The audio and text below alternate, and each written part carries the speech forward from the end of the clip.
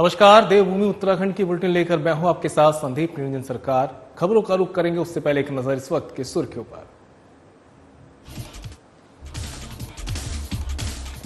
मंत्री गणेश जोशी ने सुना मन की बात का 115वां संस्करण आत्मनिर्भर भारत को लेकर पीएम मोदी ने देशवासियों को किया संबोधित। मंत्री जोशी ने लोगों की मन की बात सुनने की अपील की। केदारनाथ विधानसभा उपचुनाव में नामांकन के लिए 2 दिन शेष, अब तक बीजेपी कांग्रेस ने नहीं की प्रत्याशियों की घोषणा। प्रत्याशियों के चयन में उलझी बीजेपी कांग्रेस। उत्तरकाशी में विवाद पर डीएम मेहरबान सिंह बिष्ट का बयान, जल्द ही स्थिति होगी सामान्य, संवेदनशील स्थानों पर सुरक्षा के किए गए कड़े प्रबंध। काशीपुर में दीपोत्सव कार्यक्रम का आयोजन, हिंदू राष्ट्र शक्ति संगठन द्वारा कार्यक्रम का आयोजन। दीपोत्सव कार्यक्रम में जलाए गए 31,000 दीप।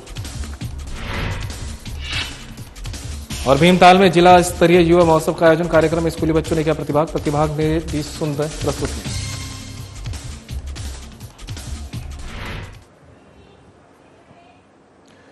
सीएम पुष्कर सिंह धामी ने आईएसबीटी देहरादून में उत्तराखंड परिवहन निगम के बस बेड़े में सम्मिलित हो रही नवीन BS6 मॉडल की बसों का फ्लैग ऑफ किया। कार्यक्रम में विधायक विनोद चमोली भी उपस्थित है। आइए अब आपका सीधा रुख कराते हैं आईएसबीटी देहरादून का, जहां CM Pushkar Singh Dhami flag of कार्यक्रम में उपस्थित जन समूह को संबोधित कर रहे हैं। के बेड़े में 130 नई बसों को शामिल कर राज्य के विकास में एक और महत्वपूर्ण कड़ी जोड़ रहे हैं। लोगों से जुड़ने की एक कड़ी और जुड़ गई है। भाइयों बहनों, ये BS6 मॉडल की जो अत्याधुनिक तकनीकी से युक्त नई बसें हमारे राज्य के परिवहन तंत्र को, लोगों के आवागमन को सशक्त बनाने की दिशा में एक महत्वपूर्ण कदम साबित होगा। ये बसें न केवल हमारे यात्रियों को सुरक्षित, सुविधाजनक और किफायती यात्रा का अनुभव प्रदान करेंगी, बल्कि प्रदेश की आर्थिक, सामाजिक और पर्यटन की जो गतिविधियां हैं उसको भी एक नया आधार और ऊर्जा प्रदान करेंगी और पूरे देश से आने वाले लोगों के लिए भी हमारे राज्य में उनका आवागमन भी आसान करेगी, उनको सुविधा भी प्रदान करेगी। भाइयों बहनों, हम सभी जानते हैं कि हमारे राज्य की जो भौगोलिक और आर्थिक परिस्थितियां हैं वो अन्य राज्यों के मुकाबले अत्यंत ही चुनौतीपूर्ण है। हमारे राज्य में जहां एक ओर ऊंचे पहाड़ और गहरी घाटियां हैं, तो वहीं दूसरी ओर दुर्गम और सुदूरवर्ती ग्रामीण क्षेत्र भी हैं, जो बुनियादी सुविधाओं के लिए हमारे परिवहन निगम के नेटवर्क पर ही निर्भर हैं। जिस प्रकार से परिवहन निगम उनको जोड़ने का काम करेगा, उनको आवागमन के लिए सुविधा प्रदान करेगा, निश्चित रूप से उनके जीवन को भी गतिमान बनाने का काम पूरी तरह से परिवहन निगम पर निर्भर होता है। इसके अलावा हम पर्यटन की दृष्टि से भी देखें तो हमारे राज्य में कई महत्वपूर्ण क्षेत्र हैं जो हमारे राज्य की अर्थव्यवस्था, व्यापार, लोगों की आर्थिकी, ये सब उसकी रीढ़ है।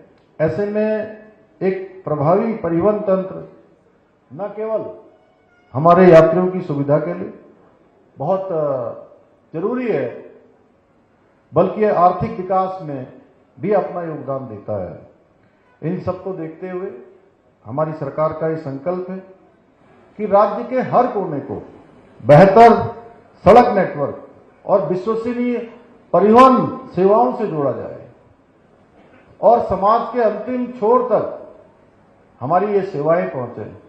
समाज के अंतिम छोर में रहने वाला आम आदमी, सामान्य आदमी भी इन सेवाओं से अपने जीवन को आगे बढ़ाने में उसको सहायता प्रदान हो। ये हमारे अत्याधुनिक बसें हमारे इसी संकल्प को पूरा करने में सहायक सिद्ध होंगी। मुझे बताया गया है कि ये बसें विशेष रूप से हमारे राज्य की भौगोलिक और जलवायु की जो परिस्थितियां हैं, उन परिस्थितियों को ध्यान में रखकर डिजाइन की गई है, उनको बनाया गया है। साथ ही बेहतर पर्यावरण के प्रति भी हमारी प्रतिबद्धता को ये दर्शाती हैं, बल्कि ये न्यूनतम प्रदूषण उत्सर्जन भी करती है, क्योंकि हमारा ही राज्य पहला राज्य है पूरे देश के अंदर, शायद दुनिया के अंदर भी होगा, कि जहां हमने ग्रॉस एनवायरमेंट प्रोडक्ट जीईपी सबसे पहले यहां लागू किया है कि हम कितना विकास कर रहे हैं और उस विकास के लिए हम क्या कीमत अदा कर रहे हैं। आप देखते होंगे, हमको फर्क साफ मालूम पड़ता है जब हम देहरादून छोड़कर अगर हम राष्ट्रीय राजधानी में पहुंच जाते हैं या एनसीआर रीजन में पहुंचते हैं तो आप सब लोग महसूस करते होंगे कि हमको कितना स्वच्छ वातावरण, कितना अच्छा पर्यावरण, कितनी अच्छी हवा यहां मिलती है।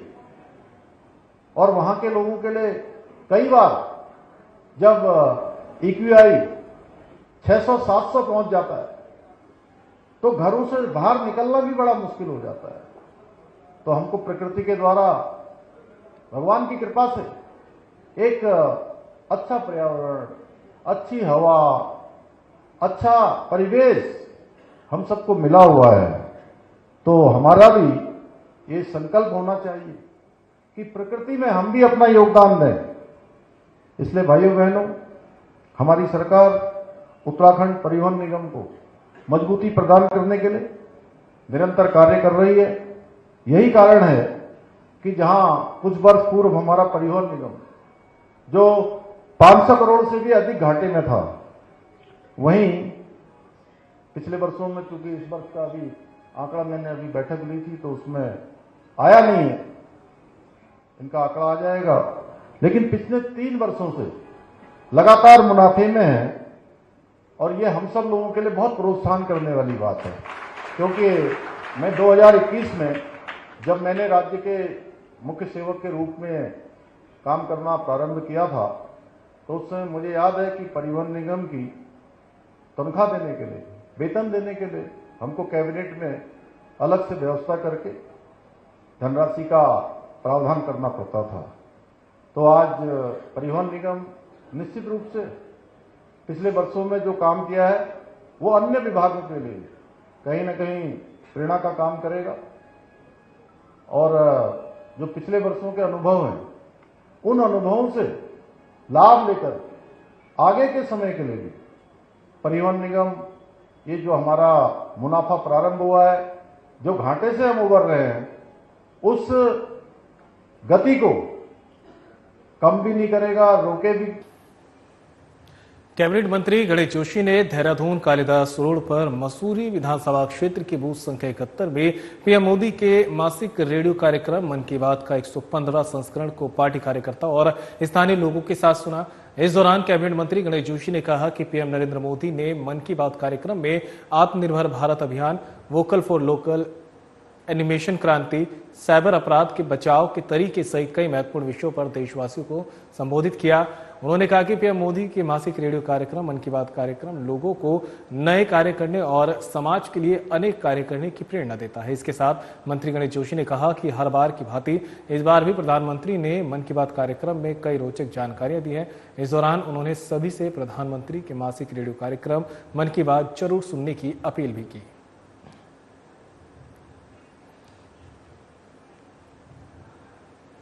तो वहीं हिंदू राष्ट्र शक्ति संगठन द्वारा पिछले 3 सालों से होता चला रहा, वहीं इस साल भी दीपोत्सव कार्यक्रम आयोजन किया गया, जिसमें मुख्य अतिथि हनुमान धाम के संस्थापक आचार्य विजय महाराज रहे।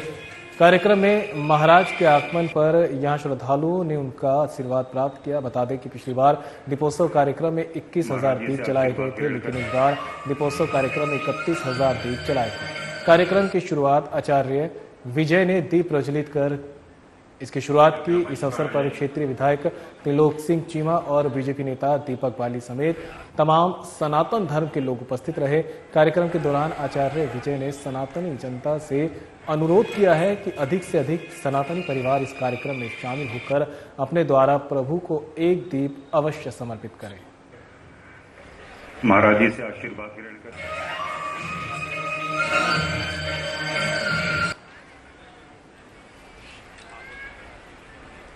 कृपया मंच पर आ जाए। और इस बीच उत्तरकाशी से बड़ी खबर सामने आ रही है। आपको बता दें, उत्तरकाशी में हुए विवाद पर डीएम मेहरबान सिंह बिष्ट का बयान सामने आया। बड़ी खबर आप तक पहुंचा रहे हैं। उत्तरकाशी शहर में अभी भी धारा 163 लागू, जल्द ही स्थिति होगी सामान्य। स्थिति सामान्य होने के बाद हट सकती है धारा 163। संवेदनशील स्थानों पर सुरक्षा के किए गए हैं कड़े प्रबंध। पुलिसकर्मी 24 घंटे अलर्ट मोड पर। जिले में स्थिति शांतिपूर्ण। स्कूल, कॉलेज और बाजार सामान्य दिनों की तरह खुले। चारधाम यात्रा सुचारू रूप से हो रही है संचालित। डीएम ने की जिले में कानून और व्यवस्था की स्थिति की समीक्षा। अधिकारियों को पूरी एहतियात बरतने के दिए निर्देश। व्यवस्थाओं की निरंतर की जा रही है मॉनिटरिंग। डीएम ने की नागरिकों से प्रशासन का सहयोग करने की अपील। परसों रात से हमारा 163 इसमें लागू किया गया है और उद्देश्य वही था कि हमारी जल्दी से जल्दी शांति व्यवस्था कायम हो।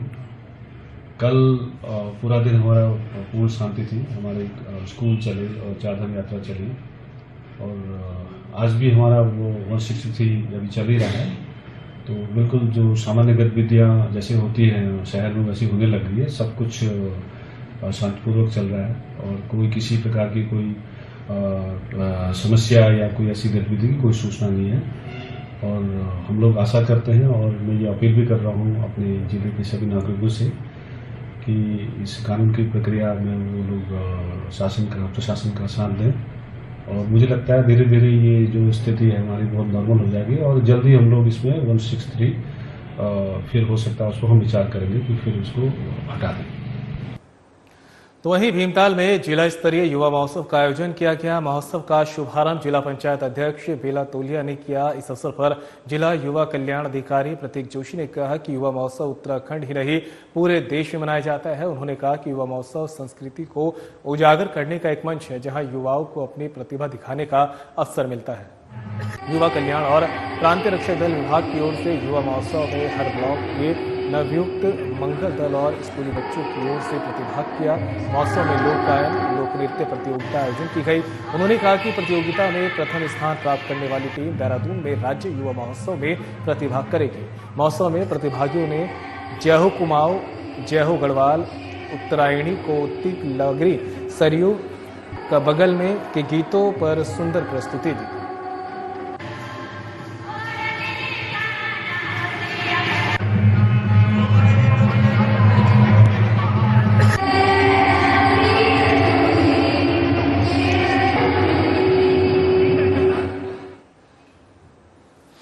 तो वहीं जनपद टिहरी के थत्यूड़ थाना क्षेत्र अंतर्गत पुलिस ने एक नशे के सौदागर को गिरफ्तार किया है, जिसके कब्जे से पुलिस ने करीब 6 ग्राम स्मैक बरामद की। आरोपी को पुलिस ने न्यायालय में पेश किया, जहां कोर्ट के आदेश पर पुलिस ने आरोपी को जेल पहुंचा दिया। पुलिस कप्तान आयुष अग्रवाल ने बताया कि नशा तस्कर की पहचान जितेंद्र सिंह निवासी श्यामपुर ऋषिकेश के रूप में हुई है। थाना प्रभारी अमित शर्मा आरोपी के आपराधिक इतिहास की जानकारी कर रहे हैं। पूछताछ में आरोपी जितेंद्र सिंह ने बताया कि वे ऋषिकेश के इलाके में स्मैक खरीदकर पहाड़ों में आने वाले पर्यटकों को महंगे दाम पर स्मैक बेचकर मोटी रकम कमाने का काम करता है।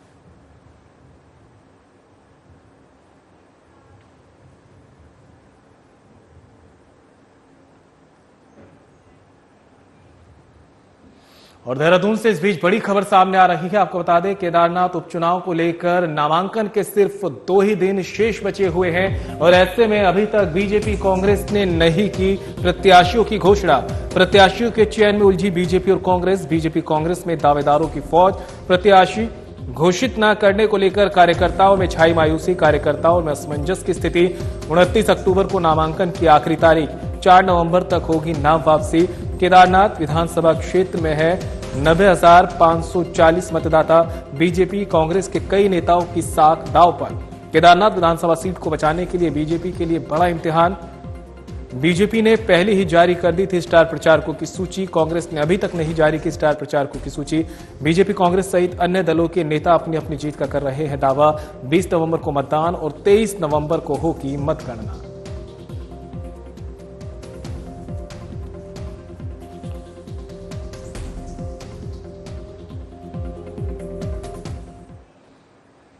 खबर पर ज्यादा जानकारी के लिए उत्तराखंड से हमारे ब्यूरो चीफ कमल शर्मा हमारे साथ जुड़ गए हैं। कमल, केदारनाथ में उपचुनाव को लेकर जो नामांकन है सिर्फ 2 दिन शेष बचे हैं, ऐसे में बीजेपी और कांग्रेस की तरफ से अभी तक प्रत्याशियों के नामों का ऐलान नहीं किया गया। क्या कुछ लग रहा है कि क्या दोनों ही पार्टियां इतना आश्वस्त हो चुकी हैं कि जीत तो अब हमारी ही हो जाएगी, तो नाम बाद में तय कर लेंगे? क्योंकि जिस तरह से स्टार प्रचारकों की लिस्ट जारी की गई थी तो ये माना जा रहा था कि बीजेपी की तरफ से जारी की गई थी कि ठीक है बीजेपी एक्टिव मोड में है, लेकिन यहां तो अभी तक प्रत्याशियों के नाम ही ना अभी तक सामने नहीं आए हैं। हाँ संदीप, बिल्कुल कहें तो अब आज 27 तारीख हुई, 28, 29 2 दिन बचे हैं नामांकन के। अब वही देखना है, उम्मीद तो थी कि कल ही हो जाएंगे लेकिन नहीं हो पाए। पर अब लगता है कि आज मुझे लगता है कहीं ना कहीं देर रात की बात करें तो आज कहीं ना कहीं प्रत्याशी की घोषणा हो सकती है, अंतिम मोहर लग सकती है। वही अब देखना है कि कौन प्रत्याशी होता है, क्या होता है, ये सब अभी इंतजार करना पड़ेगा। तो कुल मिला के कहें सबसे पहले तो प्रत्याशी घोषणा हो। हमारी दोनों तैयारियां दावा कर रही हैं कि हमारी तैयारियां पूरी हैं और जीत का भी दावा कर रही हैं, लेकिन प्रत्याशी कौन होगा ये अभी तक क्लियर नहीं हो पाया है। तो यही देखना है कि प्रत्याशी कौन हो रहा है, क्या हो रहा है, कैसे हो रहा है। अभी इस चीज में भी अभी संशय बना हुआ है। तो क्योंकि 2 दिन बचे हैं, अगर हम बात करें आज और कल की, आज का दिन कल गया, अगर अब बचे हैं 2 दिन, अगर हम कहें तो कल या परसों जो अगर होंगे तो तभी नामांकन होंगे या फिर 29 तारीख को नामांकन होंगे। अब ये देखना है कि कौन सी पार्टी अपना प्रत्याशी पहले घोषित करती है। और मुझे लगता है कि अब ऐसा क्या उलझन हो गई है कि जो प्रत्याशी घोषित करने में कहीं ना कहीं इतना समय लग गया है, तो इसका भी इंतजार करना पड़ेगा। और दावा दोनों पार्टियों की तरफ से किया जा रहा है कि हमारी तैयारियां पूरी है। भारतीय जनता पार्टी की बात करें तो उनकी पुख्ता तैयारियां कहीं ना कहीं ज्यादा दिखती हैं। अब यही देखना, तैयारियां दोनों दावा कर रही हैं, जनता किसको अपना समर्थन देती है। और जब 23 नवंबर को यहां पर मतगणना होगी तो किसके पक्ष में यहां पर रिजल्ट निकल के आता है और कौन सी जो दावा कर रही है किसका सही साबित होता है, हमें इंतजार करना पड़ेगा। पर अब 28, 29 2 दिन जरूर रह गए हैं। अब यही देखना है कब प्रत्याशी यहां पर घोषणा होती है, आज होती है, कल होती है। और ये दोनों 29 एक लास्ट अंतिम दिन ही के दोनों का नामांकन होगा तो किसी, या फिर किसी का आज होगा तो किसी का कल होगा, इसका इंतजार अभी सभी को है। प्रत्याशी घोषणा जैसे ही होगी फिर कहीं ना कहीं नामांकन की तैयारियां शुरू होंगी। तो अब उस कुल मिला के कहें, मुझे लगता है आज का दिन बड़ा अहम होगा कि आज प्रत्याशी भाजपा हो चाहे कांग्रेस हो अपना प्रत्याशी घोषित कर सकती है। कमल, बिल्कुल जनता तो तय करेगी ही कि जीत किसकी तरफ होगी, लेकिन पार्टियों को भी समझना चाहिए कि जितना लेट किया जाएगा उतना उन्हें भी दिक्कत हो सकती है, क्योंकि लोगों को तो इंतजार है उम्मीदवारों का, साथ ही जो कार्यकर्ता हैं उनमें भी कहीं ना कहीं मायूसी छाई हुई है कि आखिर प्रचार करें तो किसके लिए करें, पार्टी के लिए करें या फिर उस उम्मीदवार के लिए करें जिसका अभी तक नाम भी तय नहीं है। हाँ बिल्कुल सही कहे तो एक प्रत्याशी को लेकर संशय जरूर बना हुआ है। पर कुल मिला के कहें जिसको भी टिकट मिले, कार्यकर्ताओं को तो अपनी पार्टी का प्रचार करना पड़ेगा। कांग्रेस वाले कांग्रेस का प्रचार करेंगे, भाजपा वाले भाजपा पर प्रचार करेंगे। पर कहीं ना कहीं कैंडिडेट जो आता है उससे भी कहीं ना कहीं जो की जनता होती है, जो कार्यकर्ता होते हैं, लगाव होता है। क्योंकि भले ही कईयों की दावेदारी है, चाहे वो भाजपा हो चाहे वो कांग्रेस हो, अब ये कौन सी बाजी मारता है और कौन से प्रत्याशी कार्यकर्ताओं को ये खुशी मिलती है कि हमारे प्रत्याशी को टिकट मिला है। फिर उनकी जिम्मेदारी बन जाती है कि जब हमारे प्रत्याशी टिकट मिला है तो उसको जिताना भी यकीन होता है। तो अब कुल मिला के कहें नामांकन के 2 दिन बचे हैं, पर अगर हम कहें दिवाली के त्योहार है 4-5 दिन का, नामांकन के बाद फिर वापसी हो जाएगी सर। उसके बाद कहीं ना कहीं जब ये नामांकन वापसी हो जाएगा तो कहीं ना कहीं फिर इस चुनाव में तेजी आएगी और प्रचार भी तेजी से बढ़ेगा।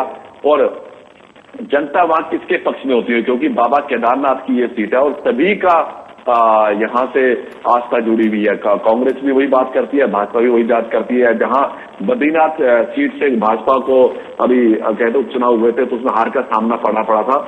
तो अब यही देखना है कि कांग्रेस जो है प्रतिष्ठा का सवाल है कांग्रेस के लिए और भाजपा के लिए। केदारनाथ सीट जो है चुनाव प्रतिष्ठा का बना हुआ है। बाबा केदारनाथ की अगर हम बात करें तो प्रधानमंत्री नरेंद्र मोदी है जिनकी लगातार वहां पर आस्था बनती रहती है। केदारपुरी का भी नया निर्माण हो रहा है, समय समय पर वो यहाँ पर आते हैं और जो निर्माण कार्य चल रहे हैं उनका परीक्षण भी करते रहते हैं वो। तो अब यही देखना है कि बाबा केदारनाथ का किसकी पार्टी और किस प्रत्याशी को आशीर्वाद मिलता है भोलेनाथ का, ये देखना होगा। तो कुल मिला के कहें ये इस बार जो चुनाव होगा बड़ा दिलचस्प होगा, और जैसे ही प्रत्याशी घोषणा होगी तो कहीं ना कहीं चुनाव में और तेजी आने के आसार होंगे कि ये कौन सी पार्टी ने दमदार कैंडिडेट दिया है। अब इसका इंतजार करेंगे, मुझे लगता है आज या कल हर हालत में प्रत्याशी की घोषणा हो जाएगी।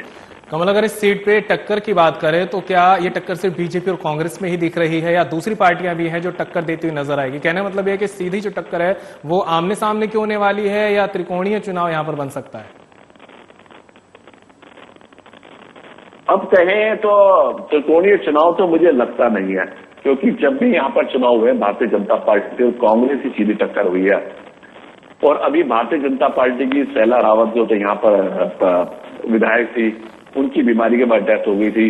तो यहां जो सीधी टक्कर रही है वो भाजपा और कांग्रेस के बीच में, भले ही छोटी पार्टियां कोई बीच में आ जाए, कोई बागी उम्मीदवार खड़ा हो जाए तो कहीं ना कहीं कोई टेंगल क्रिएट हो जाती है कि बहुत बड़ा कोई बागी उम्मीदवार खड़ा होगा दोनों पार्टियों का, कौन होता है। पर हमें इंतजार करना पड़ेगा। पर मैं तो कुल मिला के यही कहूंगा, यहाँ भारतीय जनता पार्टी और कांग्रेस सीधी टक्कर होगी। और ये जो विधानसभा भी है, बहुत बड़ी विधानसभा का जनसंख्या नहीं है, लगभग कहें तो 90,000 के लगभग यहाँ के मतदाता जो हैं। और मुझे लगता है अगर 90,000 में 60-70% भी वोट पड़ेगा तो लगभग 40,000-50,000 वोट पड़ेगा। और लगता है कि जो उसको 20,000-22,000 वोट बढ़ जाएगा वो कहीं ना कहीं यहाँ पर जीत दर्ज कर लेगा। तो कुल मिला के कहे चुनाव दिलचस्प होने वाला है। केदारनाथ उपचुनाव की आस्था से भी जुड़ा हुआ है, बाबा केदार की आस्था से भी ये चुनाव जुड़ा हुआ है और दोनों पार्टियों के लिए अहम चुनाव ये उपचुनाव है। अब सरकार भारतीय जनता पार्टी की है, कहीं ना कहीं इसका फर्क भी पड़ता है। पर पिछले 2 चुनाव की बात करें, मंगलौर की बात करें, बद्रीनाथ की पड़े, वहां सत्ताधारी पार्टियों को कहीं ना कहीं नुकसान उठाना पड़ा है। मंगलौर की बात करें तो वहां तो आज तक भारतीय जनता पार्टी कभी नहीं जीती है, लेकिन बद्रीनाथ में ऐसा नहीं था। लेकिन बद्रीनाथ में भी इस बार भारतीय जनता पार्टी हारी है। तो इसलिए केदारनाथ उपचुनाव जो है दोनों ही पार्टियों में प्रतिष्ठा और आस्था का प्रतीक है। अब यही देखना है भगवान भोलेनाथ का किस पार्टी के प्रत्याशी को आशीर्वाद प्राप्त होता है। बिल्कुल, आशीर्वाद किस पार्टी के प्रत्याशी को प्राप्त होगा ये तो आने वाला वक्त ही बताएगा। लेकिन ये भी साफ है कि बीजेपी के लिए ये सीट बहुत अहम हो जाती है, क्योंकि आपने जिस तरह से बताया कि जब 2 सीटों पे पिछले उपचुनाव हुए थे तो वहां बीजेपी को काफी नुकसान उठाना पड़ा था। और ये जो सीट थी वो पहले ही बीजेपी की थी, लेकिन वहां की जो विधायक हैं बीमारी के चलते मौत हुई है। तो अब ये सीट जो है बीजेपी के लिए काफी अहम हो जाती है, क्योंकि कांग्रेस के पास तो वैसे भी कुछ नहीं था। अगर अब मिलेगा तो कांग्रेस को बोनस ही मिलेगा, यहाँ पे एक तरह से कहा जा सकता है। तो संदीप बिल्कुल सही बात है, क्योंकि कांग्रेस के लिए खोने के लिए कुछ नहीं है, क्योंकि कांग्रेस की ये सीट नहीं थी। इससे पहले कांग्रेस की सीट थी, लेकिन इस बार कांग्रेस की सीट नहीं थी। कांग्रेस के जो प्रत्याशी थे मनोज रावत, वो यहां से चुनाव हार गए थे। और यही देखना है कि अब भारतीय जनता पार्टी की प्रतिष्ठा का ये चुनाव बना हुआ है, क्योंकि बाबा केदारनाथ की अगर बात करें तो भारतीय जनता पार्टी जिस बार हिंदूवादी पार्टी है, धर्म से जुड़ी हुई पार्टी मानी जाती है वही। और बाबा केदारनाथ से अगर कहीं ना कहीं उनको झटका पड़ता है तो ये बहुत बड़ा मैसेज एक कहीं ना कहीं पूरे देश में जाता है। क्योंकि बद्रीनाथ की जब बात हुई थी तो इसको लेकर बड़ा कहा था कि भगवान बद्री विशाल की सीट भारतीय जनता पार्टी हार गई है, बड़ी धर्म की रक्षा करने वाली बात करती है। तो केदारनाथ की तो अगर कहीं नुकसान होता है तो भारतीय जनता पार्टी को बहुत बड़ा खामियाजा उठाना पड़ेगा। लेकिन भारतीय जनता पार्टी इस बार बड़ी तैयारियों के साथ चुनाव में जाना चाह रही है। पहले से ही पिछले 2-3 महीनों से ही तैयारियों में है। सभी मंत्री, सभी विधायक वहां पर जुटे पड़े हैं। सब मुख्यमंत्री भी वहां दौरा कर चुके हैं। और ये देखना जब दिवाली खत्म होगी और दिवाली की जब छुट्टियां खत्म होगी तो पूरे जोर शोर से भारतीय जनता चुनाव वहां पर लड़ेगी। अब यही देखना है कांग्रेस का संगठन, कांग्रेस के नेता कितना भारतीय जनता पार्टी को टक्कर देते हैं, क्या उनकी ये सीट खींच पाते हैं जो भारतीय जनता पार्टी पे थी।